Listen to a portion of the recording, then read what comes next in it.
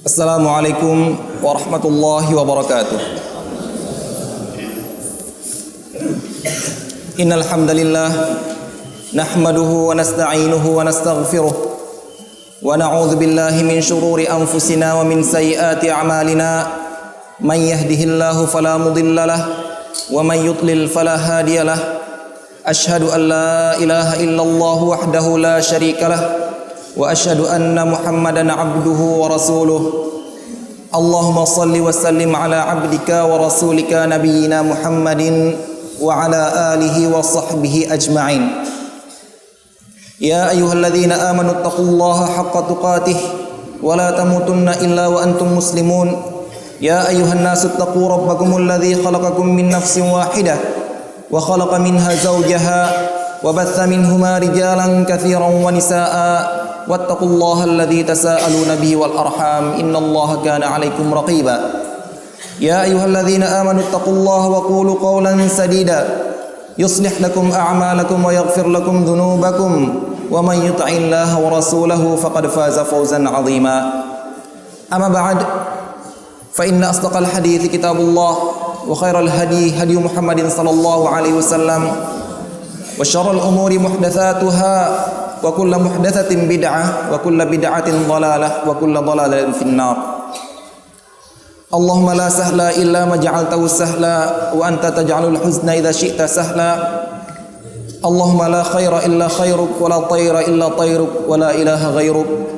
Allahumma arinal haqqa haqqan warzuqna ittiba'ah wa arinal batila batilan warzuqna ijtinabah wa la taj'alhu multabisan 'alaina fanadil.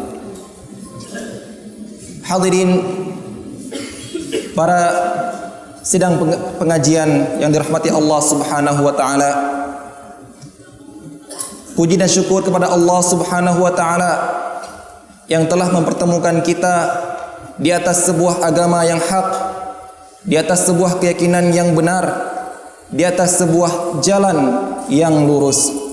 Semoga semua yang diberikan oleh Allah Subhanahu wa taala ini menjadi waris kita, menjadi sebuah warisan kita, yaitu yang tetap masih tersisa sampai akhir hayat kita.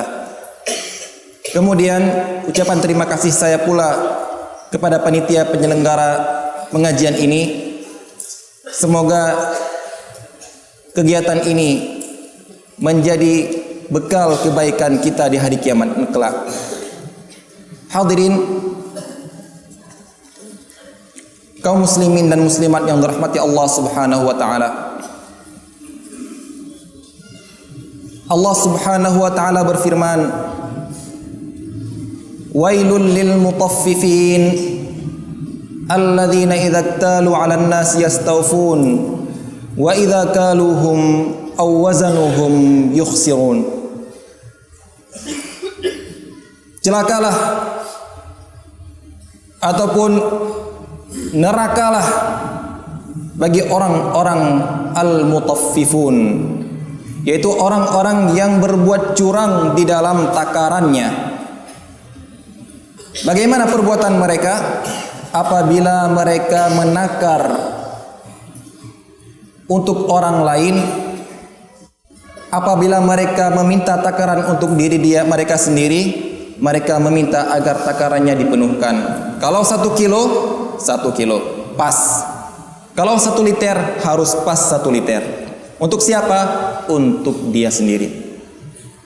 Akan tapi apabila mereka yang menakar menjual ke orang lain, 1 kilo dikurangi beberapa gram, 1 liter dikurangi menjadi kurang daripada 1 liter. Siapa mereka? Merekalah orang-orang al-mutaffifun yang disebut oleh Allah Subhanahu wa taala dalam ayat itu, celaka bagi mereka kelak. Nah, ayat ini sebagaimana perkataan Ibnu Abbas bahwasanya orang Madinah yang dulu sebelum Rasulullah sallallahu alaihi wasallam datang ke Madinah bernama Yathrib, mereka itu adalah orang yang paling curang di dalam takaran. Setelah Rasulullah sallallahu alaihi wasallam datang dan bersinarlah Madinah, dengan cahaya nubuwah, cahaya nabi. Kemudian mereka pun memperbaiki takaran mereka. Dan ayat ini berkenaan dengan keadaan mereka ketika itu. Bahkan dalam riwayat lain disebutkan ada seorang penduduk Madinah yang bernama Abu Juhaina. Dia itu di rumah punya 2 sa'. Punya 2 sa'. Itu 2 takaran untuk jual beli. Yang satu yang pas 1 sa' itu untuk dia. Kalau dia beli dari orang lain, dia minta ini takar pakai punya saya. Yang satu lagi takarannya kurang dari 1 sa'. Tapi digunakan ini kalau dia yang menjual. Maka diturunkanlah ayat ini, ditegur mereka dengan keras. Wailun lil mutaffifin. Celaka, neraka wail akibatnya bagi orang yang berbuat al-mutaffifun. Nah, dari ayat ini para jamaah sekalian, kita bukan sedang menafsir sebuah ayat, akan tapi kita mengambil sebuah pelajaran dari ayat ini. Pelajaran bagi diri kita, pelajaran bagi sikap kita sehari-hari, pelajaran bagi muamalah kita dengan Allah, dengan Rasulullah, dan dengan orang-orang sekitar kita, yaitu apa yang disebut dengan standar ganda. Jadi inilah tema kita pada malam hari ini, yaitu berjudul standar ganda. Lihatlah bagaimana dalam ayat ini Allah Subhanahu wa taala mengatakan celaka bagi orang-orang yang punya standar ganda. Sesungguhnya orang kalau jual beli standarnya satu saja. Timbangan ini ya timbangan ini. Ini timbangan untuk saya jual dan ini juga timbangan untuk saya beli. Takaran ini untuk saya jual, untuk juga saya beli. Pas, harus pas. Tapi begitu mereka membuat standar ganda, untuk saya menjual ada standar sendiri, untuk saya membeli ada standar sendiri. Yang semuanya ini adalah tujuannya untuk keuntungan bagi dia. Gak mungkin dia membuat takaran seperti itu untuk memberikan keuntungan pada orang lain. Maunya keuntungan bagi diri dia sendiri. Itulah, berhati-hatilah kita dari sifat ataupun sikap standar ganda. Nanti akan kita lihat bagaimana di antara contoh-contoh penerapan standar ganda yang berakibat fatal, berakibat buruk bagi diri kita sendiri. Beda dengan motor. Kalau motor standar ganda itu malah lebih kuat daripada standar 1. Tapi ini standar ganda bagi diri kita akan berakibat yang sangat fatal. Hadirin sekalian, yang namanya jiwa kita, nafsu, Allah Subhanahu wa taala telah mengatakan bahwasanya fa'alhamaha fujuraha wa taqwaha. Nafsu manusia itu ada sifat fujur, sifat jelek, dan juga ada sifat takwa. Jadi bagaikan sebuah wadah yang muat kedua-duanya. Namun apakah kita membiarkan saja? Wah, yang penting ya saya kan sudah diberikan sifat baik oleh Allah, sifat jelek bagi Allah, ya saya biarkan saja. Tidak. Akan tapi Allah melanjutkan ayatnya, qad aflaha man zakkaha wa qad khaba man dassaha. Beruntunglah orang-orang yang mentazkiyah, mensucikan jiwa dia, nafsu dia dari perbuatan-perbuatan yang jelek. Namun qad khaba man dassaha. Adapun orang makin memperburuk jiwa dia, ini orang celaka. Nah, salah satu sifat buruk yang memang sudah diberikan oleh Allah Subhanahu wa taala dalam diri kita, yaitu sifat kikir.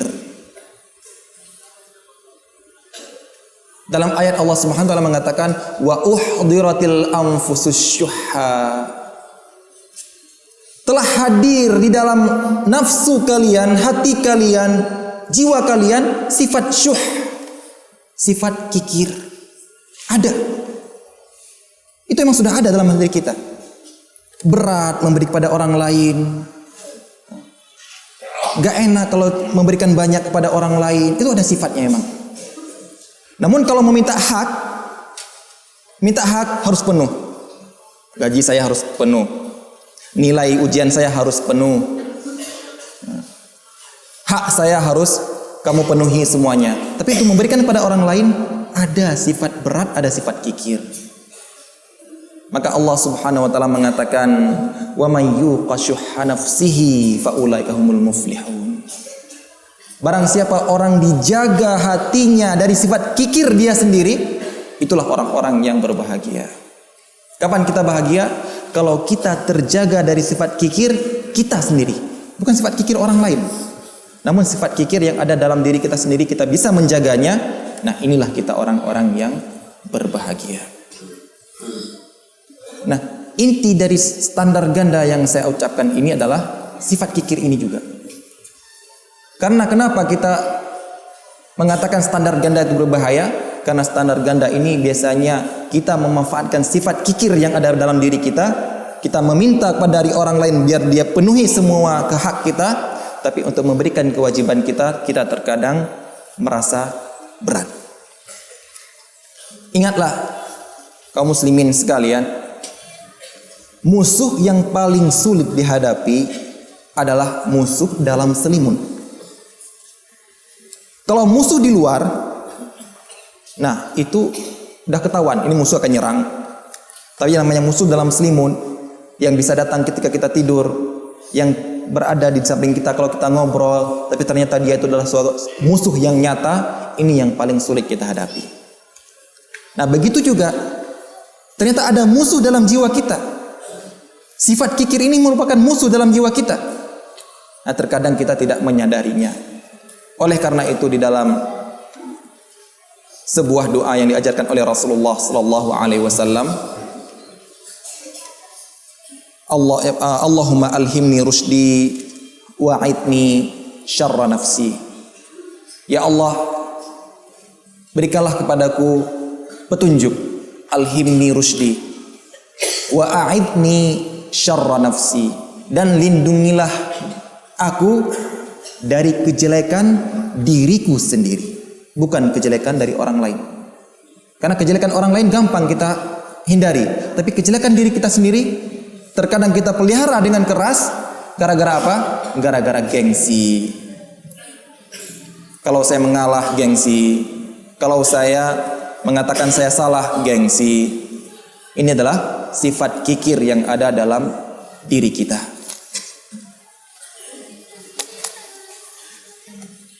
Karena orang yang kuat, setelah kita mengetahui musuh, ternyata orang yang kuat itu bukan orang yang bisa mengalahkan musuh dari luar. Tapi orang yang kuat adalah orang yang bisa mengalahkan musuh yang ada dalam diri dia sendiri. Rasulullah sallallahu alaihi wasallam bersabda, "Laisa syadidu bis-sur'ah. Innamas syadidu man yamliku nafsahu 'indal ghadab." Orang yang paling kuat itu bukan orang yang bisa mengalahkan orang lain dalam bergulat, dalam karate, dalam ilmu bela diri, bukan. Tapi orang yang paling kuat adalah orang yang bisa mengalahkan nafsu dia sendiri ketika sedang kuat-kuatnya nafsu itu. Kapan? Ketika marah. Itulah sebabnya kalau pertandingan sepak bola itu, orang yang menang di luar daerah tapi kalah di kandang itu paling aib, paling jelek. Di luar menang, begitu di kandang kalah, paling jelek. Nah gitu juga kita sama orang lain menang, lawan karate menang, dengan diri sendiri kalah. Begitu marah, hilang kontrol, kemudian kita berbuat kezaliman, berbuat keburukan kepada orang lain. Nah sekarang mari kita mengendalikan sifat kikir kita ini.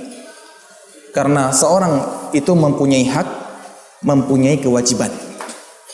Hak adalah yang ingin diminta dari orang lain kepada diri dia. Kewajiban yang harus dia tunaikan kepada orang lain. Nah, untuk menyeimbangkan antara kedua ini, jangan sampai kita berbuat kezaliman dan jangan sampai orang lain juga berbuat kezaliman bagi kita. Nah, inilah yang kita harus ketahui tentang standar ganda. Hadirin kaum muslimin yang dirahmati oleh Allah Subhanahu wa taala. Sekarang marilah kita lihat beberapa praktek penerapan standar ganda. Yang pertama adalah dalam muamalah dengan Allah Subhanahu wa taala. Yang tidak lain dan tidak bukan adalah dalam beribadah.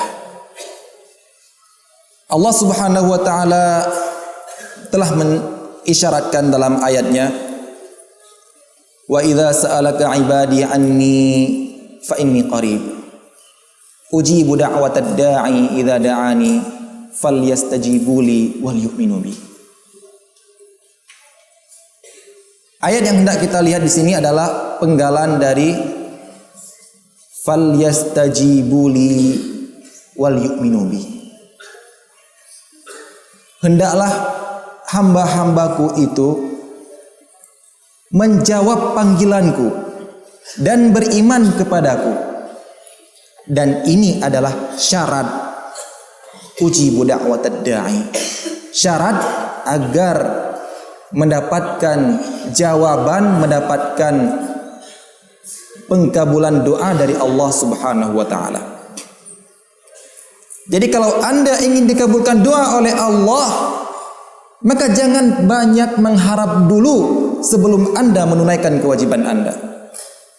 Jangan kita menggunakan standar ganda di sini. Maksudnya, kita minta kepada Allah, ya Allah, mana janjimu? Menerima doa hambamu, mengabulkan permintaan hambamu. Tapi tanya dulu, mana janji kita kepada Allah? Jangan melakukan standar ganda. Kita minta dari Allah terus.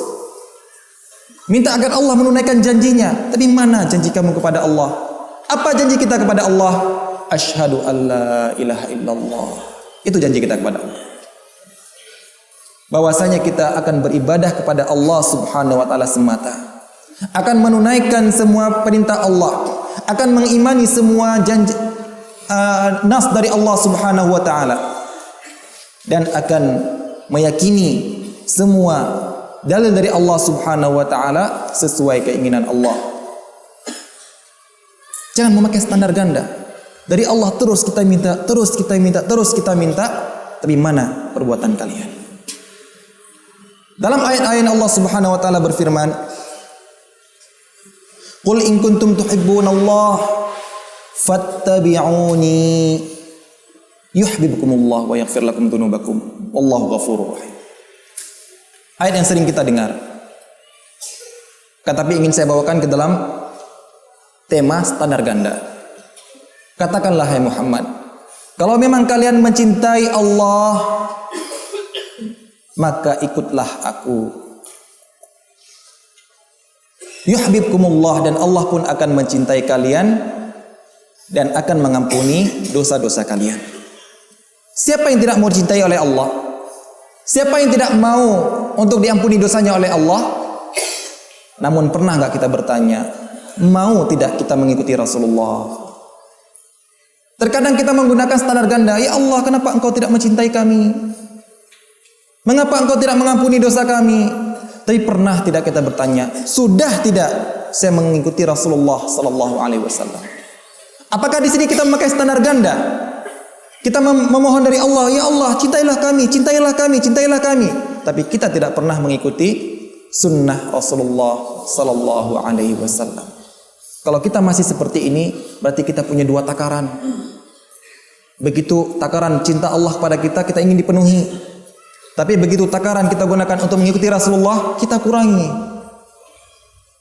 Karena malas, karena faktor-faktor lain yang kita tidak ingin mengikuti sunnah Rasulullah Sallallahu Alaihi Wasallam. Hadirin sidang jamaah yang dirahmati oleh Allah Subhanahu wa taala. Begitu juga standar ganda bermuamalah dengan Allah Subhanahu wa taala telah dipraktekkan oleh orang-orang musyrik. Orang-orang musyrik di antara sikap orang musyrik, mereka mempraktekkan standar ganda kepada Allah. Orang-orang musyrik di zaman Rasulullah Sallallahu Alaihi Wasallam, mereka paling benci kalau mendapatkan anak perempuan. Mereka paling benci kalau kelahiran anak perempuan. Bahkan ada yang dibunuh, ada yang dikubur hidup-hidup.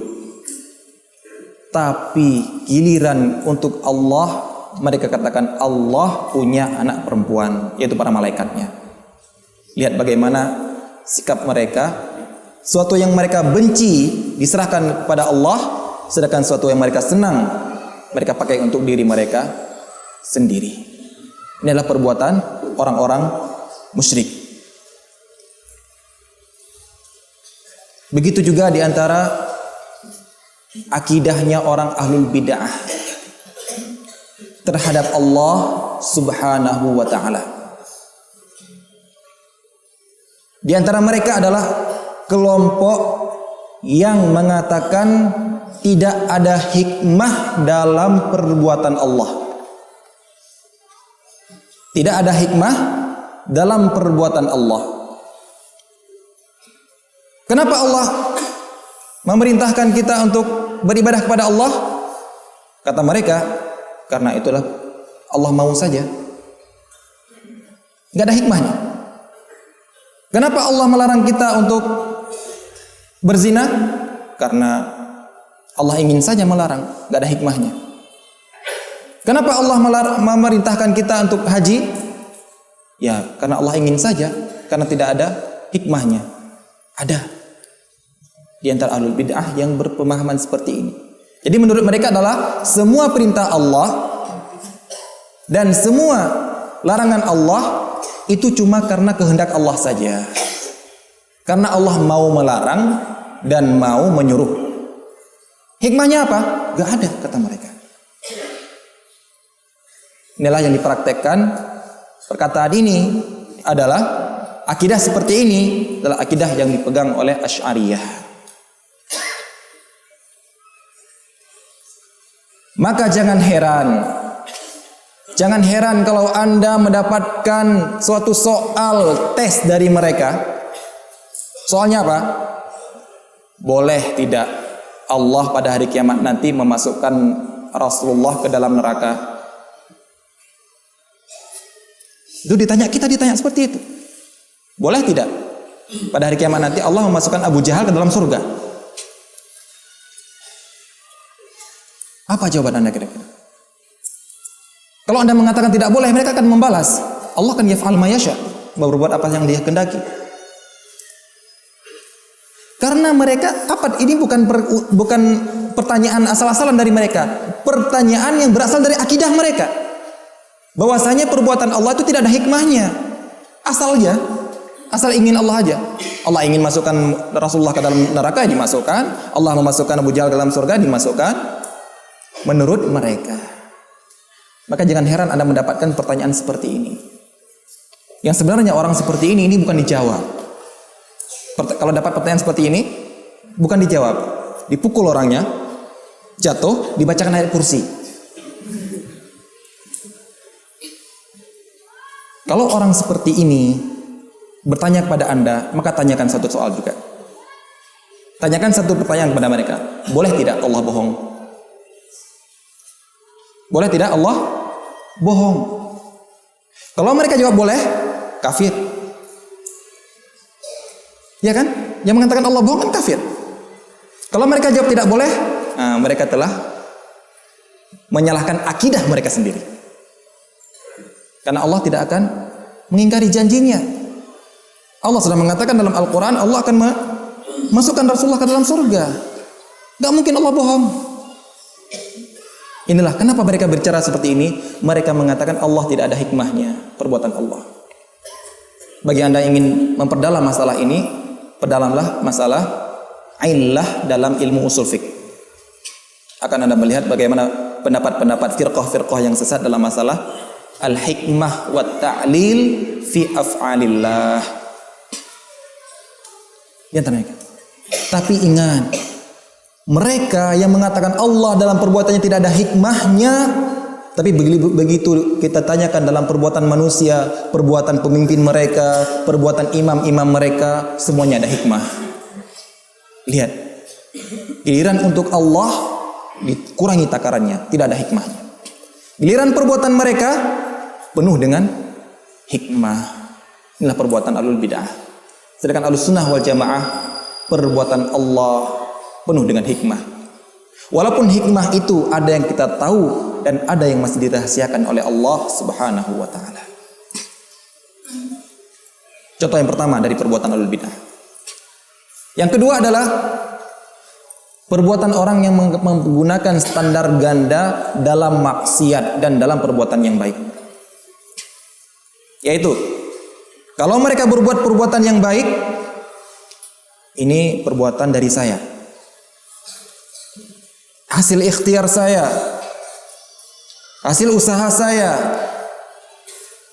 Tapi giliran mereka terjerumus ke dalam perbuatan maksiat, ini takdir Allah.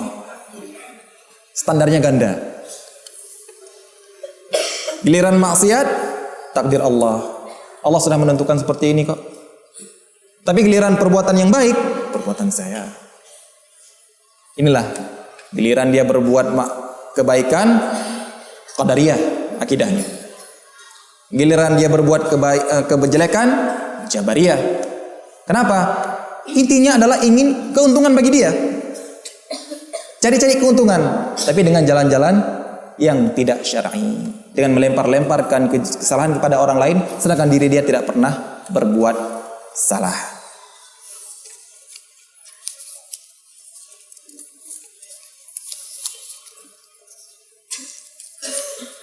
Baik.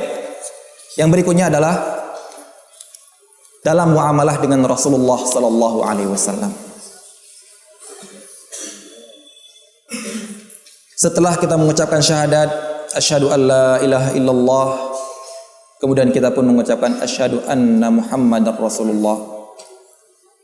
Kita beriman kepada Allah, beriman semua yang disampaikan oleh Allah sesuai dengan keinginan Allah. Kita beriman kepada Rasulullah dan beriman apa yang datang dari Rasulullah dan sesuai dengan keinginan Rasulullah sallallahu alaihi wasallam. Bukan dengan jalan yang kita buat-buat, bukan dengan metode yang kita karang-karang, tapi semuanya datang dari Allah dan Rasulullah sallallahu alaihi wasallam. Di antara perbuatan standar ganda yang kita praktekkan kepada beriman bermuamalah dengan Rasulullah sallallahu alaihi wasallam adalah kita terkadang memohon-mohon dalam senandung kita, dalam salawat yang sering kita kumandangkan sebelum azan, dalam salawat yang sering kita dendangkan sehari-hari, yang kita nyanyikan, kita ajarkan kepada anak-anak kita, yaitu salawat yang berisi meminta kepada Rasulullah, ya Rasulullah, tolonglah kami nanti di Siratul Mustaqim di hari kiamat. Tolonglah kami, berikan syafaat kepada kami agar kami masuk surga di hari kiamat nanti. Ya Rasulullah, engkau telah berjanji akan menolong umat kamu dan kami adalah umat kamu. Itu apa tuntutan kita kepada Rasulullah. Tapi pernah tidak kita menunaikan janji kita kepada Rasulullah sallallahu alaihi wasallam agar kita benar-benar mengikuti Rasulullah sallallahu alaihi wasallam sesuai dengan keinginan Rasulullah, bukan mengikuti Rasulullah sesuai dengan keinginan kita sendiri. Mari kita bertanya pada diri kita sendiri, apakah kita ingin syafaat Rasulullah agar penuh diberikan kepada kita, sedangkan iman kita, ittiba' kita tidak pernah penuh kita berikan kepada Rasulullah sallallahu alaihi wasallam. Kalau ini masih kita praktekkan, berarti kita masih mempraktekkan standar ganda dalam hal ini. Apakah kita tidak akan merugi nanti? Tidak akan menyesal yang kita dengung-dengungkan bahwasanya kita umat Rasulullah, tapi pada hari kiamat kita diusir oleh Rasulullah sallallahu alaihi wasallam. Suhqan suhqan, bu'dan bu'dan. Kenapa? Fa innaka la tadri ma la ahdatsu ba'dak. Engkau Muhammad tidak tahu apa yang mereka perbuat setelah kamu. Berbuat bid'ah, berbuat perbuatan yang melanggar sunnah Rasulullah sallallahu alaihi wasallam, sehingga kita yang mengaku-ngaku umat Rasulullah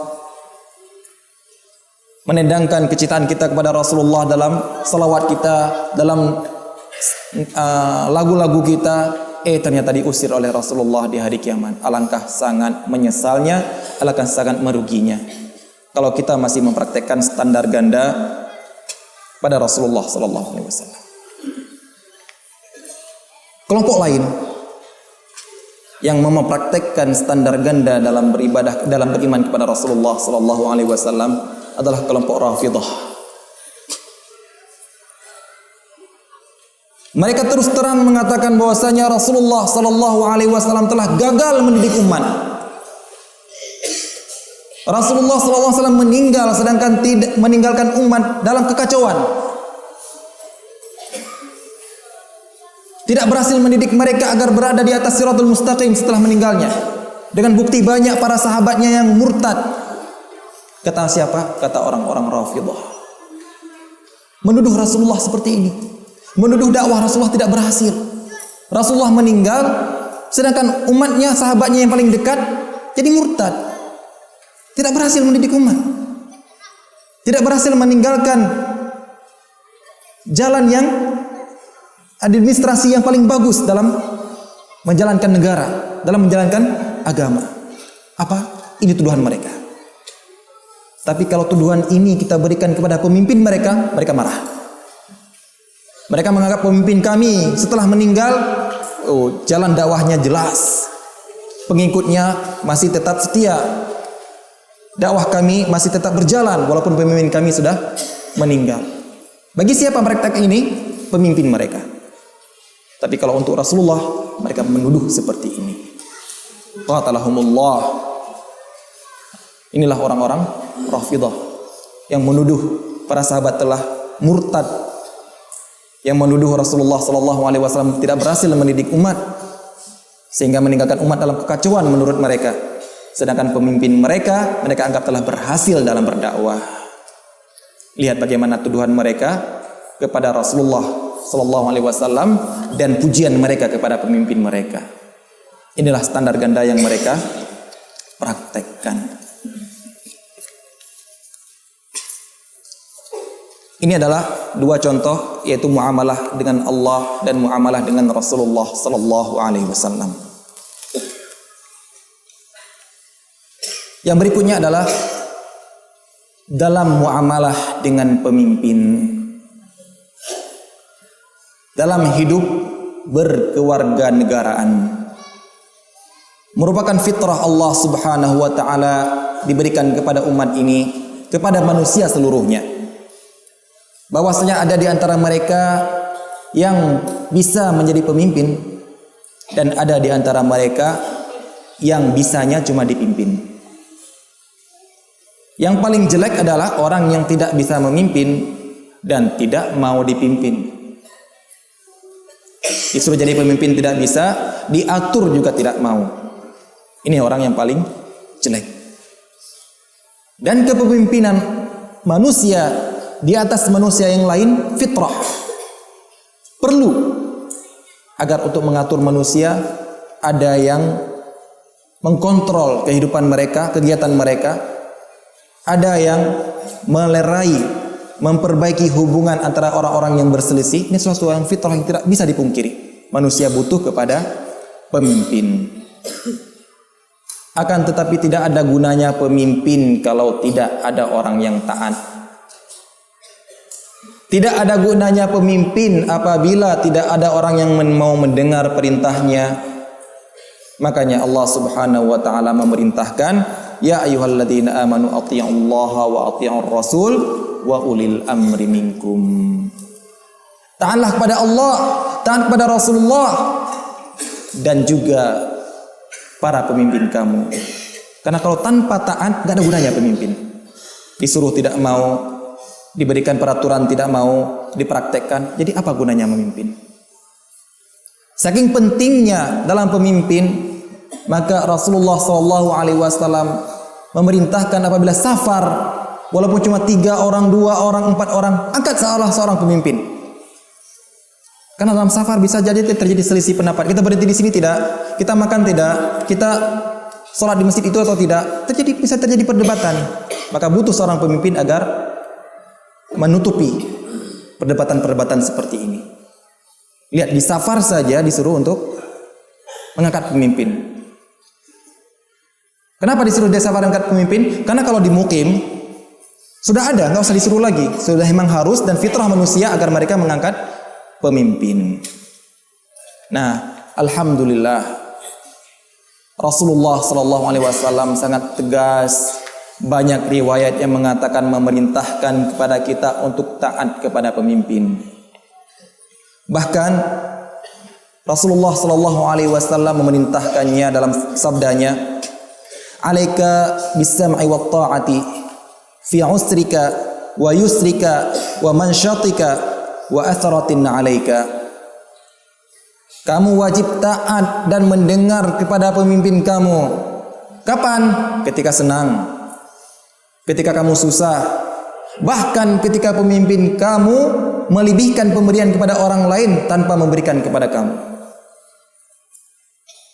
Dibangun jalan yang bagus di kabupaten sebelah, kabupaten ini belum. Wajib taat, wajib taat. Walaupun orang lain dilebihkan pemberian, kepada kita masih dikurangi, tapi tetap wajib taat. Perintah siapa ini? Bukan perintah pegawai negeri, bukan perintah Pak Sekwilda, perintah Rasulullah Sallallahu Alaihi Wasallam. Bahkan dalam hadis yang lain disebutkan dengan tegas, wa in akalu malak wa darabu dhahrak fasma' wa ati'. Walaupun pemimpin kamu itu makan harta kamu, ngambil hak kamu. Walaupun pemimpin itu memukul punggung kamu, kejam, sadis, zalim, akan tapi Rasulullah SAW tetap memberitakan as-sam'u wa ta'ah. Tetap kita dengar perintah mereka, tetap kita taat kepada mereka. Kapan? Selama mereka tidak memerintahkan kepada maksiat.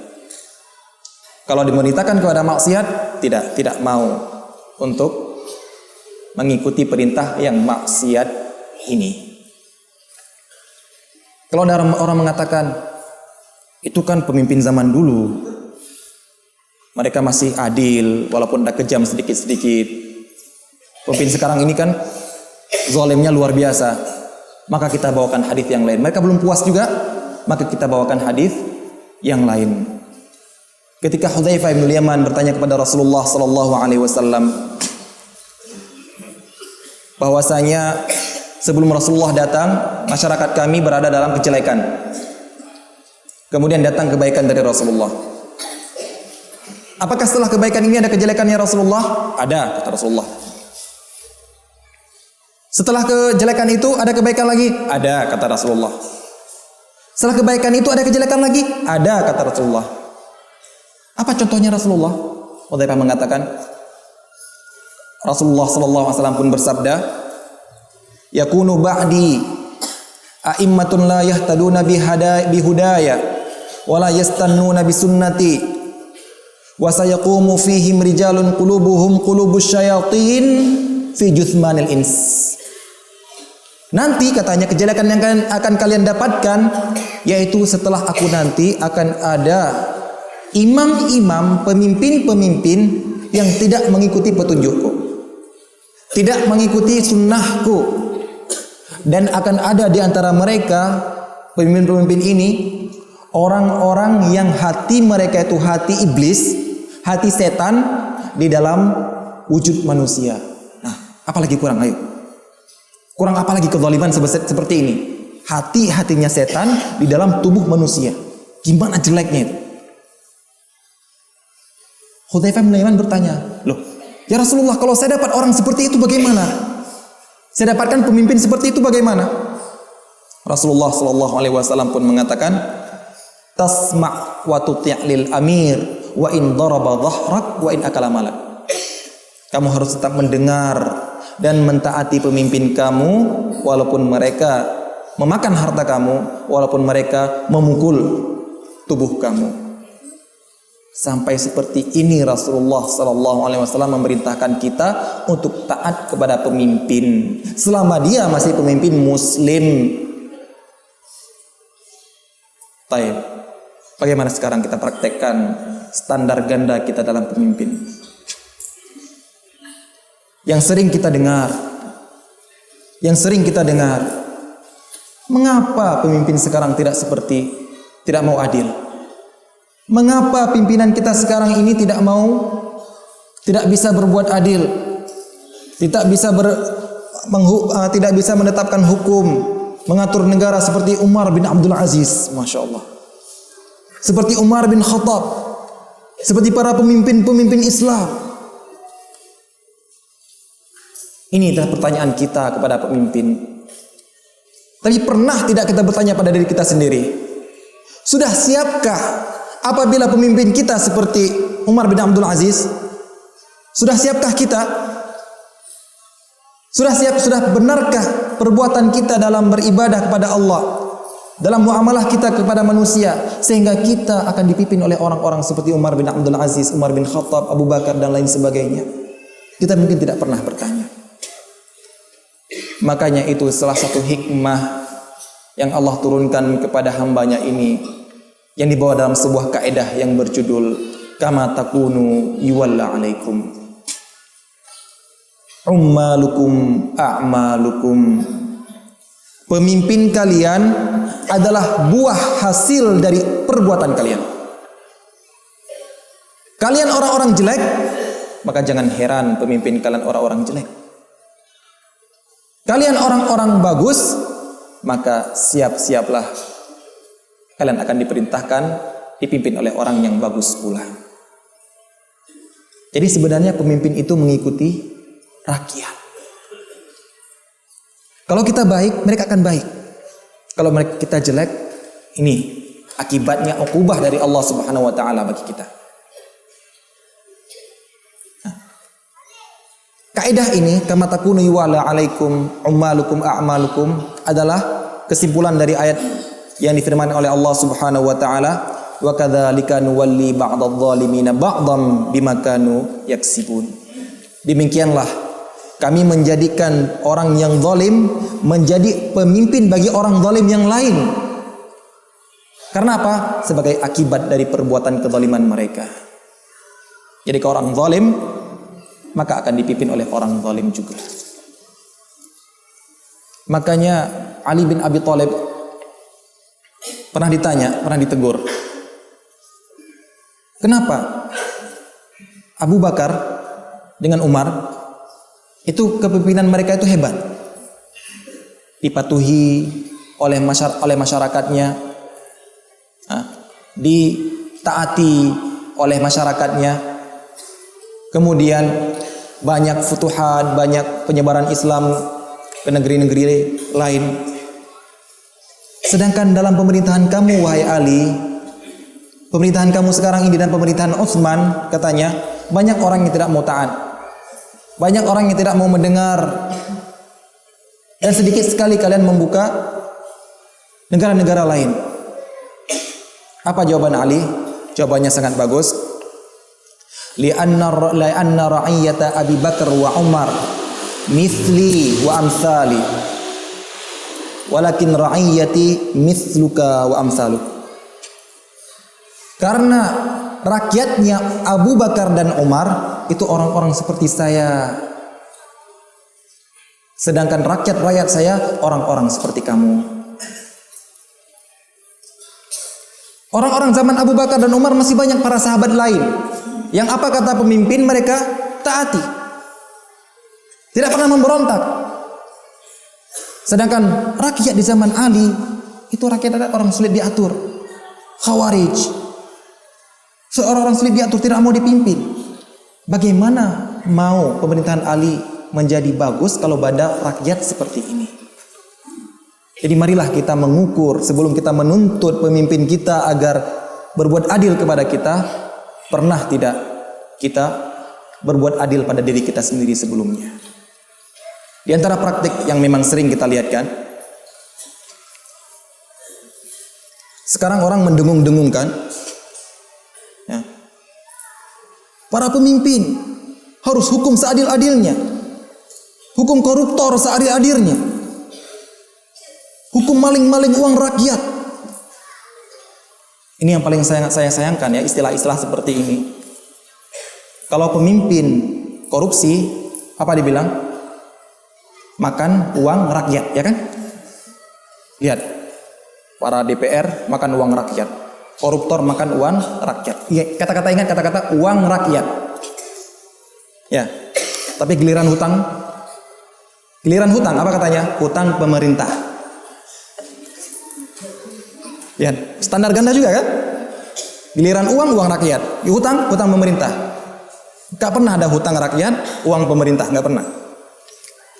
Nah, kita teriak-teriakkan hukum seadil-adilnya, pencuri uang rakyat, koruptor. Tapi giliran ada maling di desa dia, apa yang dilakukan? Diambil, dibakar. Gimana kita menginginkan pemimpin kita menghukum seadil-adilnya dengan hukum Allah, kita mempraktekkan hukum bakar orang. Standar ganda. Kalau Anda ingin pemimpin Anda adil dalam hukum, Anda juga harus adil. Apa sih perbuatan Anda? Apa sih profesi Anda? Ini profesi Anda sebagai polisi, sebagai hakim, sebagai algojo, atau cuma sebagai petani? Lihat diri sendiri. Jangan menuntut pemimpin, tapi standar bagi diri kita tidak pernah kita perbaiki. Dan ini.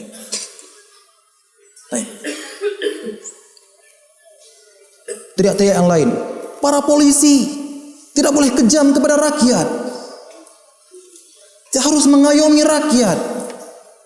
Teriakan kita kepada polisi yang mereka adalah orang pemerintah. Tapi giliran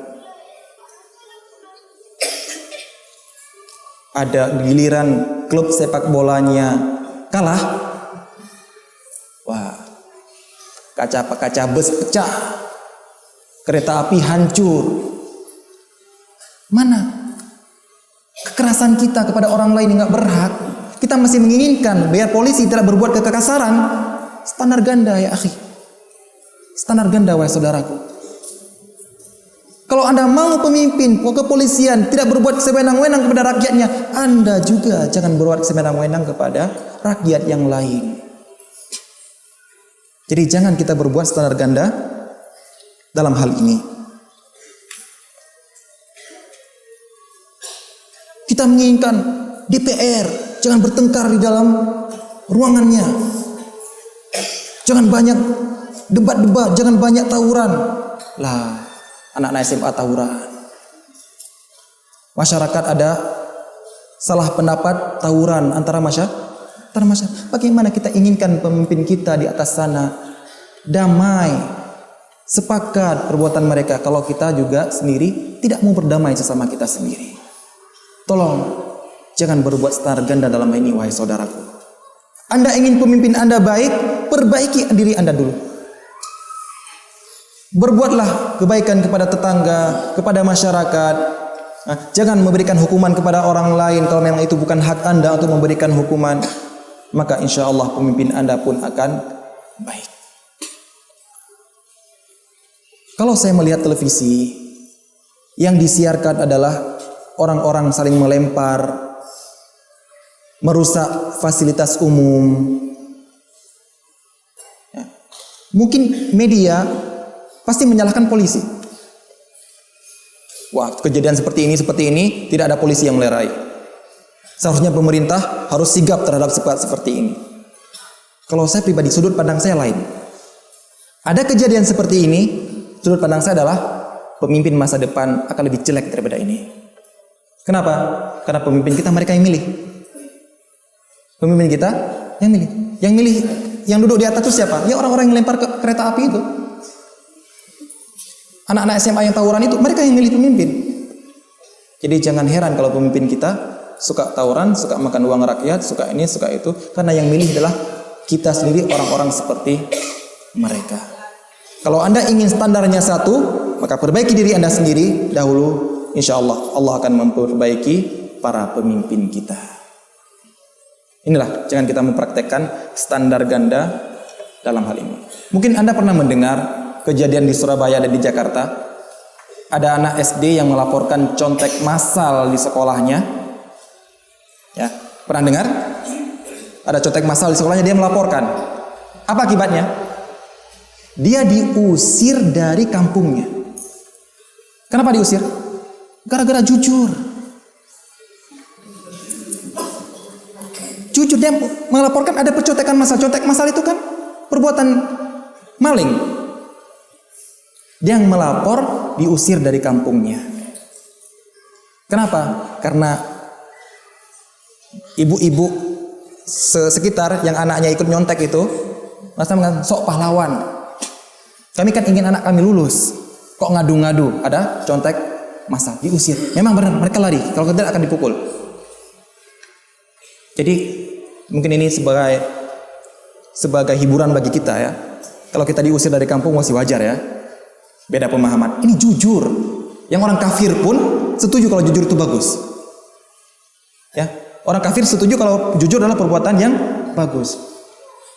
Masih diusir dari kampung. Lah kalau kita diusir gara-gara pakaian, gara-gara masih wajar ya.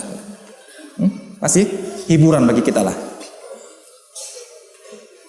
Ini sebenarnya kalau kita lihat, maka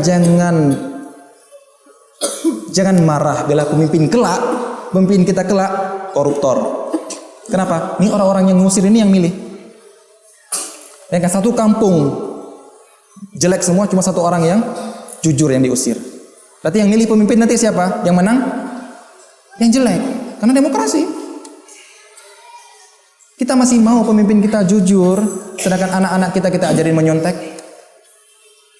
Yang inilah fenomena kita menuntut pemimpin, mana kejujuran kita, mana sifat kita, mana kebaikan kita yang kita tunjukkan kepada masyarakat.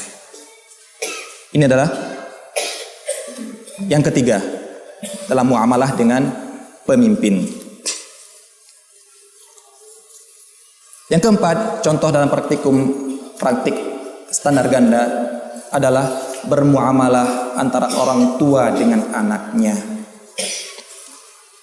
Bermuamalah antara orang tua dengan anaknya. Alhamdulillah saya sekarang sudah menjadi orang tua, walaupun wajah masih muda. Jadi walaupun saya nanti akan hampir seakan-akan mendikte mengajarkan orang tua, jadi wajar Bapak bahwa saya sudah menjadi orang tua karena saya sudah punya anak. Mungkin kalau saya belum punya anak, saya mengajarkan orang tua merasa nggak enak. Masa orang tua diajarin?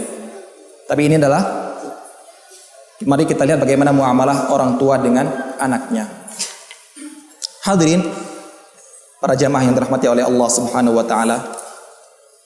Banyak dalil yang datang dalam Al-Qur'an dan As-Sunnah yang menyuruh anak agar berbakti pada orang tua. Sepakat. Banyak dalil. Wa qadha rabbuka alla ta'budu illa iyyahu wa bil walidaini ihsana. Kemudian dalam hadis birrul walidain, ummuka thumma abuka. Semua dalil-dalil untuk memerintahkan anak berbakti kepada orang tua itu banyak. Ada tidak dalil yang memerintahkan orang tua berbakti pada anak?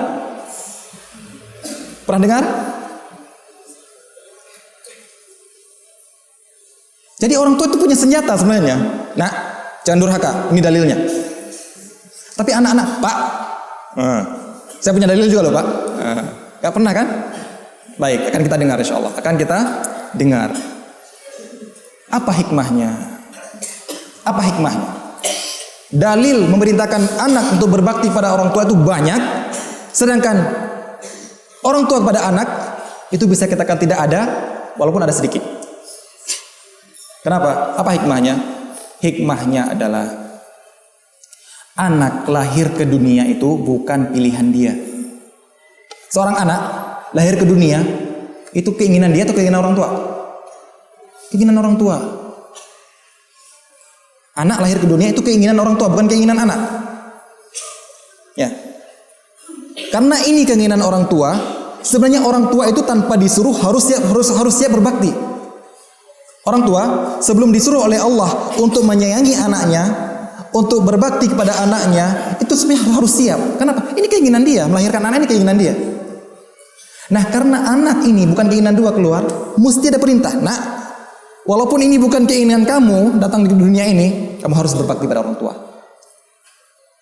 Walaupun kamu ini muncul ke dunia akibat ada orang tua kamu, malah kamu tidak ingin, tapi kamu tetap berbakti kepada orang tua. Inilah hikmahnya. Baik. Sekarang mari kita lihat di antara standar ganda yang terpraktekkan di antara muamalah seorang anak dengan orang tua. Orang tua sangat menginginkan kalau anaknya berbakti. Pasti. Siapa saja ingin anaknya menjadi anak yang soleh, berbakti kepada orang tua, mendoakan orang tuanya, sehingga orang tuanya mendapatkan bonus pahala gratis di hari kiamat kelak.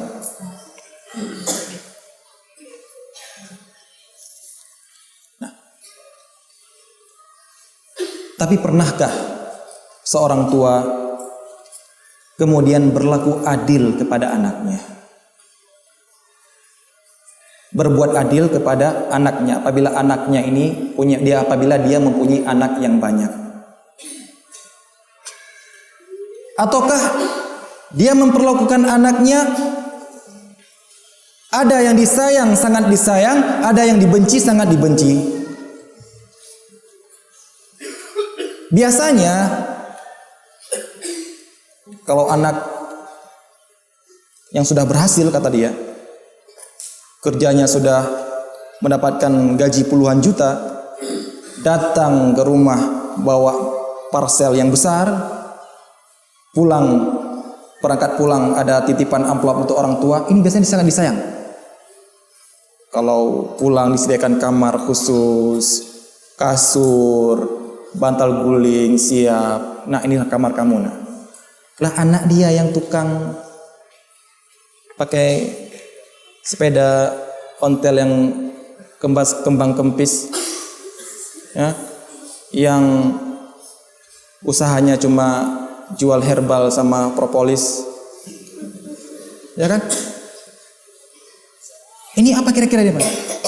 Nah, kamu tidur di sini aja ya. Nah, tidur di tikar ini aja ya. Ini perlakuan tidak adil dari orang tua, dan ini tidak boleh. Salah seorang sahabat yang bernama Nu'man bin Bashir pernah mendapat hadiah seorang budak dari bapaknya. Nah, ini dapat hadiah. Namun dia, Nu'man bin Bashir, dan dalam riwayat yang dikatakan ibunya Nu'man ini tidak rela. Saya tidak ridho. Sebelum Rasulullah SAW menyaksikan pemberian ini, datang kepada Rasulullah. Ya Rasulullah, saya ingin memberikan hadiah kepada anak saya Nu'man ini. Apa pertanyaan Rasulullah? Kamu punya anak lain tidak selain dia? Ada ya Rasulullah, saya punya anak-anak lain. Anak kamu yang lain kamu berikan seperti ini juga? Tidak ya Rasulullah. Kalau gitu pergi. Saya tidak mau menyaksikan perbuatan yang zalim, katanya. La asyhadu 'ala zur. Dalam riwayat yang mengatakan la tushhidni 'ala zur. Dalam riwayat yang mengatakan farji'hu. Saya tidak akan menyaksikan pemberian kezaliman. Dalam riwayat ini dikatakan farji'hu, kembalikan, ambil lagi kembali budak kamu. Kemudian Rasulullah memberikan sebuah kunci jawaban antara muamalah seorang bapak, seorang ibu dengan anaknya, dengan mengatakan i'dilu baina auladikum fin nihali kama tuhibbuna an ya'dilu lakum fil birri. Berlakulah adil kalian kepada anak-anak kalian dalam pemberian, sebagaimana kalian suka apabila anak kalian semuanya berlaku adil dalam kebaktian mereka kepada kalian. So, semua orang tua ingin anaknya berlaku adil. Yang ini berbuat baik, ini berbuat baik, itu berbakti. Tapi pernah tidak kita memperhitungkan diri kita sebagai orang tua? Saya memberikan anak ini harus sama dengan anak itu, harus sama dengan anak itu, dan harus sama dengan anak itu. Nah, Rasulullah membawakan sebuah kaidah.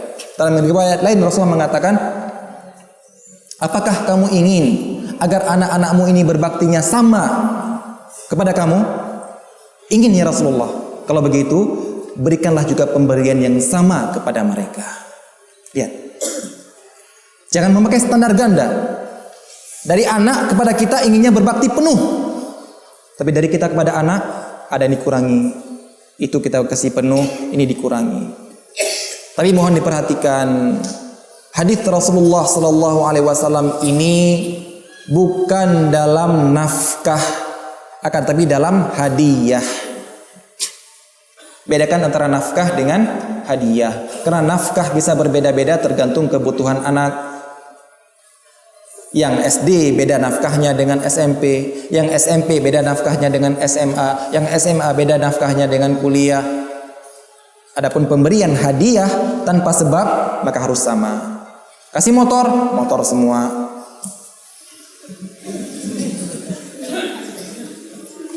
Kalau tidak bisa kasih motor, ya jangan kasih motor. Kasih pakai saja. Kalau pakai boleh dipakai oleh semuanya karena masih atas nama bapak. Kalau bapaknya mati, motor warisan, bukan motor si fulan. Inilah pemberian. Berlakulah adil kepada anak dalam pemberian. Walaupun khilaf ulama, jumhur mengatakan kalau pemberian harus sama rata. Perempuan dikasih satu motor, laki-laki juga satu motor. Tapi madhab Hambali mengambil seperti warisan.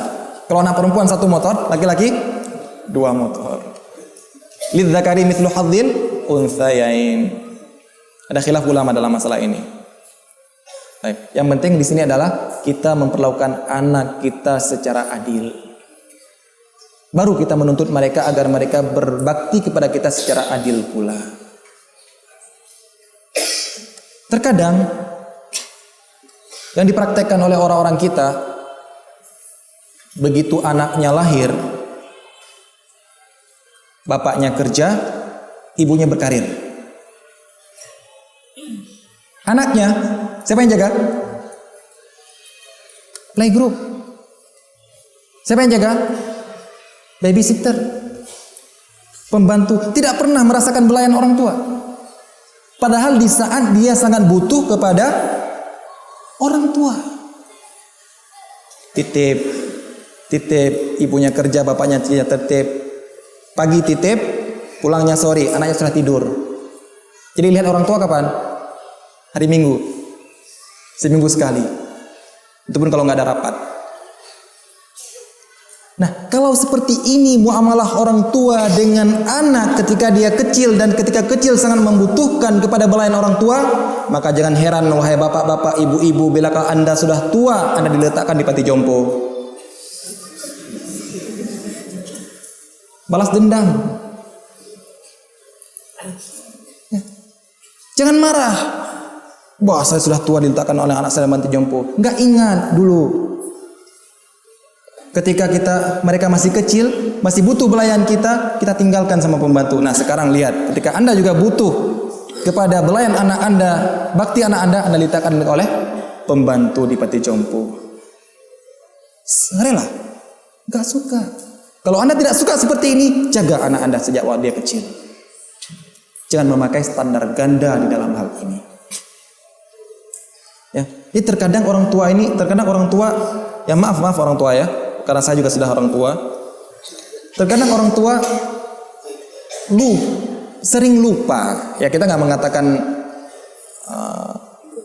mengatakan pikun ya, cuma sering lupa. Contohnya lupa seperti ini. Anda waktu kecil kan sering orang tua ngomong, "Nak, sekolah jauh-jauh nak ya.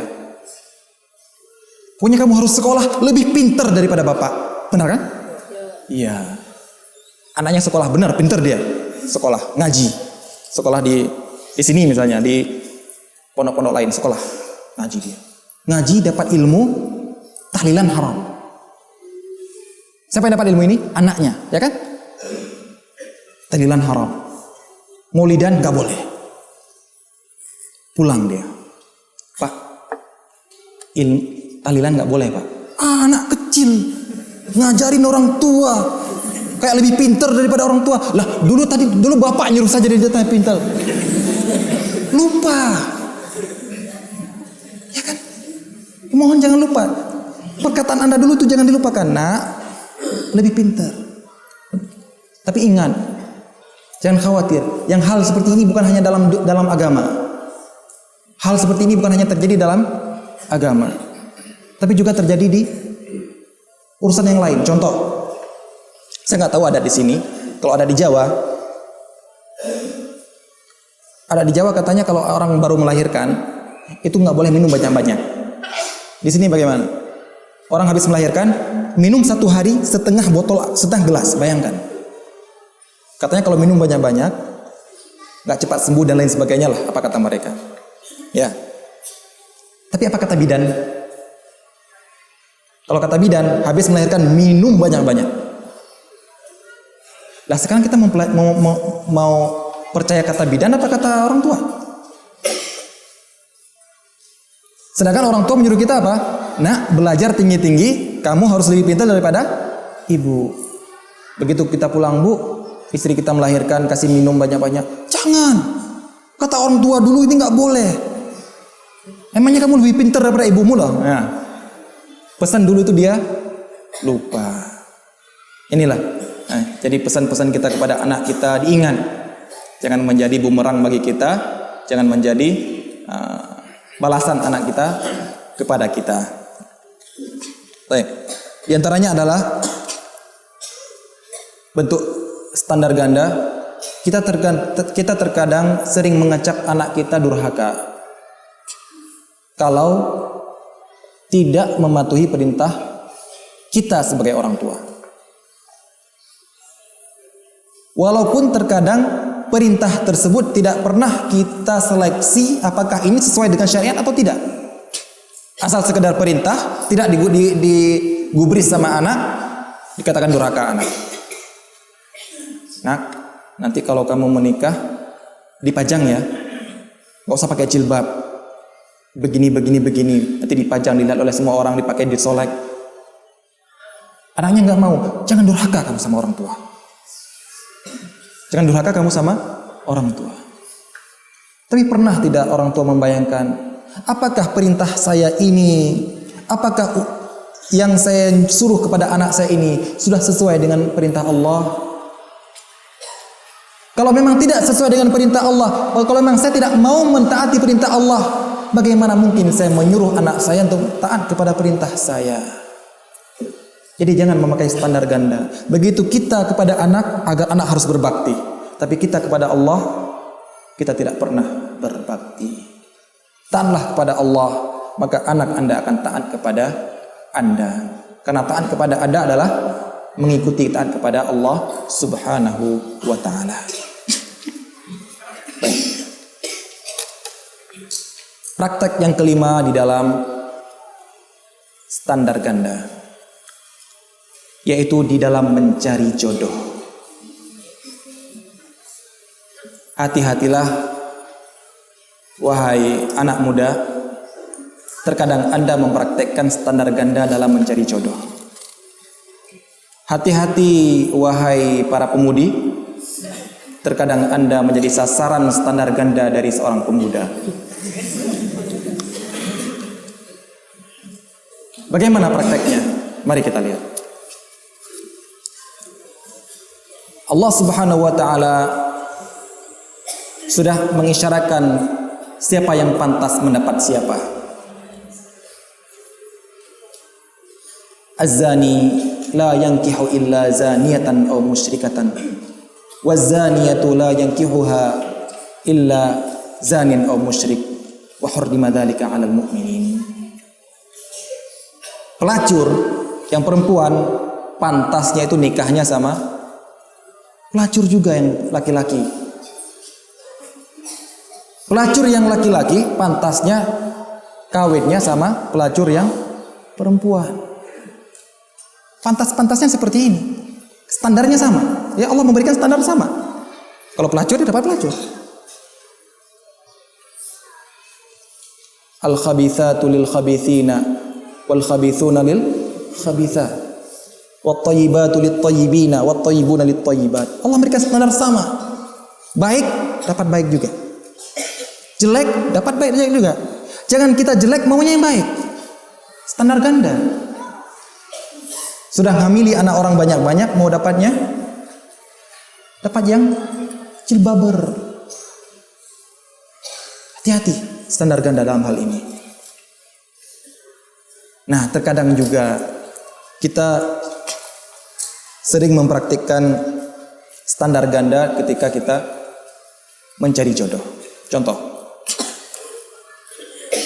seorang laki-laki ingin mendapatkan jodoh, standarnya tinggi sekali. Saya pernah menasihati beberapa mahasiswa saya, kalau cari jodoh itu standarnya jangan tinggi-tinggi, juga jangan terlalu rendah. Lihat motor, contohnya motor kalau standarnya tinggi jatuh ke kanan kan? Kalau standarnya rendah jatuh ke kiri. Tapi kalau sedang-sedang saja, sampai kapanpun dia akan berdiri seperti itu. Itu juga ada cari jodoh standarnya, wajahnya harus putih, matanya harus seperti ini, tangannya harus kayak neon, putih. Ada. Bahkan kadang-kadang lingkar pinggangnya segini. Ya akhi, saya pernah mengatakan, ya akhi, Anda mencari jodoh, akhwat, itu jangan Anda jadikan standar itu bintang film. Bintang film itu Anda lihat cantiknya itu karena apa? Karena didukung oleh seluruh tubuh. Wajah cantik wajahnya karena didukung oleh seluruh tubuh. Kenapa? Seluruh tubuhnya terbuka. Kalau Anda nazar akhwat, itu yang Anda nazar apa? Wajahnya toh. Tubuh belum Anda lihat. Ya, makanya terkadang nggak cantik. Kenapa? Baru lihat wajah. Kalau artis kok cantik-cantik? Ya karena ketelanjang semua ya cantik. Ya, hati-hati. Terkadang orang memberikan standarnya, saya kalau ingin cari akhwat yang gini, yang hafizah. Bisa bahasa Arab, bisa ini, saya itu. Lah kamu bisa apa?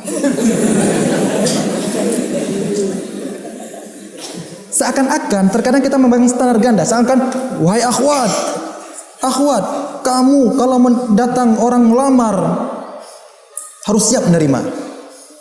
Seakan-akan akhwat tidak punya pilihan. Bahkan terkadang para ikhwan ini banyak senjatanya cuma satu biasanya untuk ngelamar akhwat. Senjatanya cuma satu hadis saja dia. Apa kira-kira? Idza ja'akum man tardawna dinahu wa khuluquhu fazawwijuhu illam taf'alu takun fitnatun fil ardi wa fasadun 'arid. Itu senjata ikhwan itu. Apabila kalian didatangi, wahai bapak-bapak, apabila kalian didatangi seorang yang melamar anak Anda dan dia itu baik akhlaknya, baik agamanya, modal cuma 2. Baik akhlak, baik agama. Apa kata Rasulullah? Fazawwiju, maka nikahkanlah dia. Kalau kalian tidak menikahkan dengan orang seperti ini, maka akan terjadi fitnah dan musibah yang besar di atas muka bumi. Itu datang modal. Udah kerja nak? Belum pak. Jadi modalnya apa? Idza ja'akum. Akhwat pun nggak berani nolak. Ini masya Allah, dalilnya masya Allah. Ayo. Tapi kita tidak pernah ngaca. Saya ini cocok nggak dengan akhwat itu gitu? Hah? Cocok tidak? Cari yang cantik. Saya ini ganteng tidak? Seakan-akan akhwat tidak ada pilihan. Pokoknya kalau datang yang dinahu wa khuluquhu sudah harus terima, walaupun dia itu jelek, walaupun dia itu hitam, walaupun dia nggak punya pekerjaan, kerjanya PNS, tahu PNS kan? Pencari nafkah serabutan.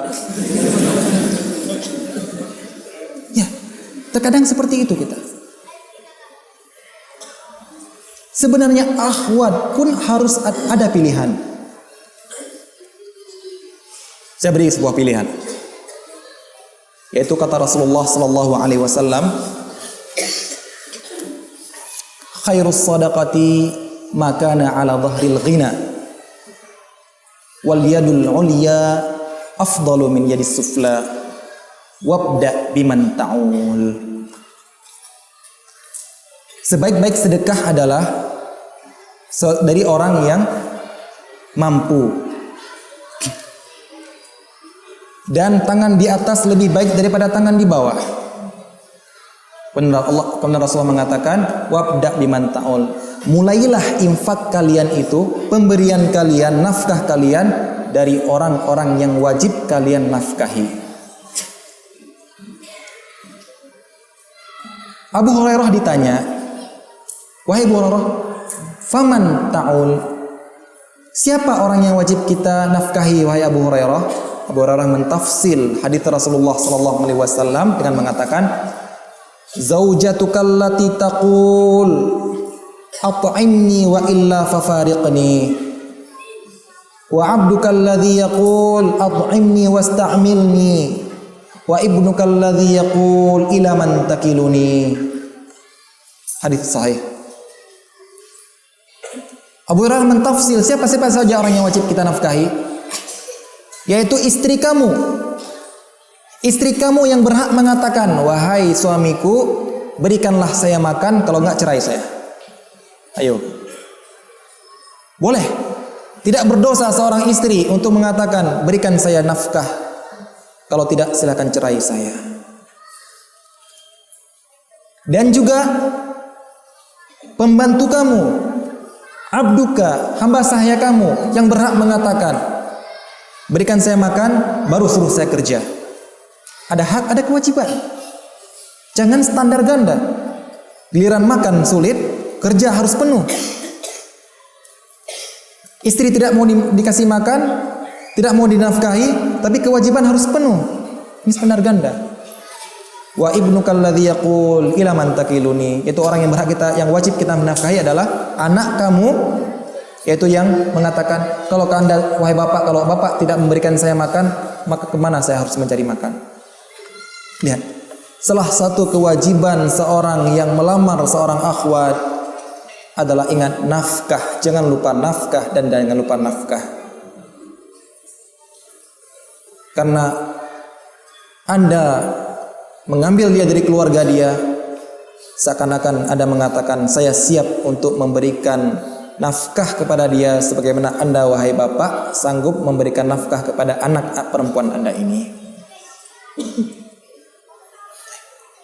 Jadi jangan menggunakan standar akhwat harus menerima saya, tapi kita tidak pernah bertanya, sanggup tidak menerima kalau saya belum punya pekerjaan. Yang kedua, kisah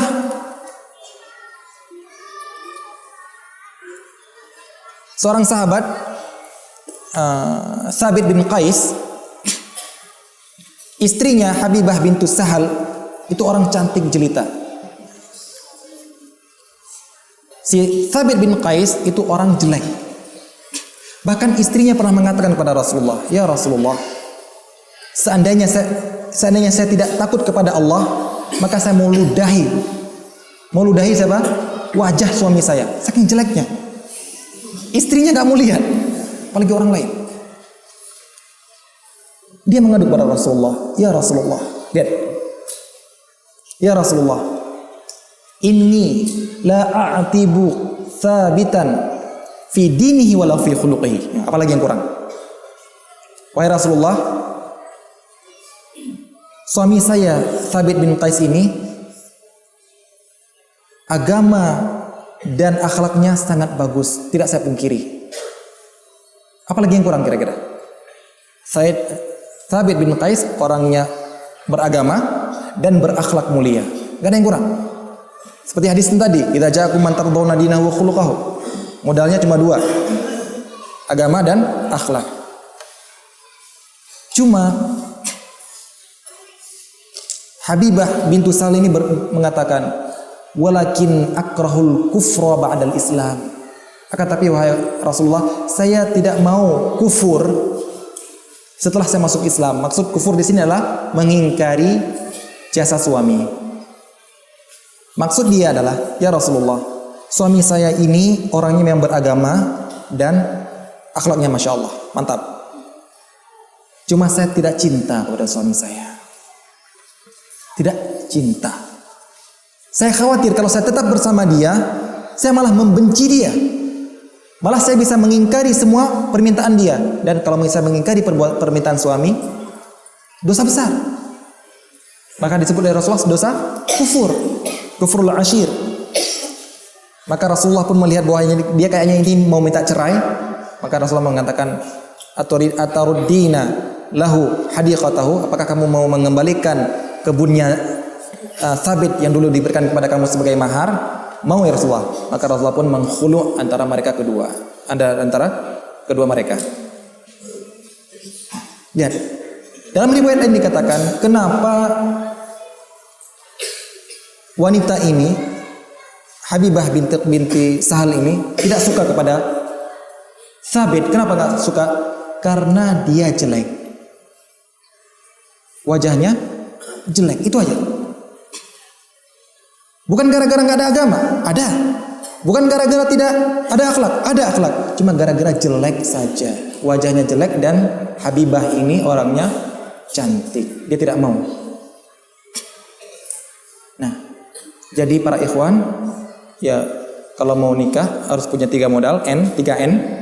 Yang pertama niat, yang kedua nekat, yang ketiga ngaca. Ngaca, N yang ketiga ya, ngaca dulu. Saya wajah seperti ini, kira-kira pantas nggak dapat yang seperti itu? Hah? Jadi jangan standarnya terlalu tinggi, sedangkan standar kita sangat rendah. Standarnya biasa-biasa saja.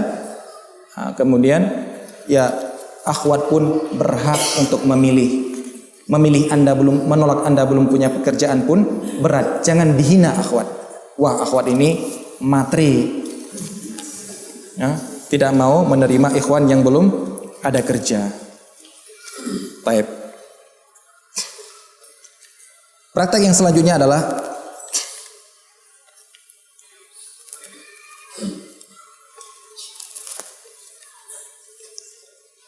antara guru dengan murid. Ada hak dan ada kewajiban di antara mereka. Maka penuhilah semua hak dan penuhilah segala kewajiban antara sesama guru dan murid. Guru menginginkan muridnya itu hadir tepat waktu, maka guru pun harus hadir tepat waktu. Karena kalau Anda seringnya telat, maka jangan heran kalau murid-muridnya pun telat. Guru ingin anak muridnya tidak merokok, maka silakan guru pertama sekali jangan merokok. Guru agar muridnya mau mengerjakan PR, mau mengerjakan tugas, maka gurunya pun harus mengerjakan tugas. Itu mempersiapkan pengajaran yang bagus. Jangan kita memakai standar ganda. Murid harus seperti ini, taat perintah, taat peraturan, muridnya harus gini, kalau tidak diusir. Sedangkan gurunya tidak pernah disiplin. Gurunya tidak pernah mempersiapkan persiapan yang baik. Ini adalah suatu standar ganda yang sering kita praktekkan. Kita menginginkan murid kita seperti ini, sedangkan kita pribadi tidak kita perbaiki. Kualitas kita tidak kita perbaiki. Teknik pengajaran kita, bagaimana kita mau agar murid kita standarnya bagus kalau memang kita membuat standar yang jelek. Maka di sini memang harus benar-benar diperbaiki antara hubungan antara murid dengan guru. Jangan membuat standar yang ganda. Baik. Yang berikutnya adalah standar ganda yang sering kita terapkan bersama dengan teman-teman kita. Rasulullah Shallallahu Alaihi Wasallam telah membuat suatu standar yang sangat bagus dalam akhlak bermuamalah dengan teman.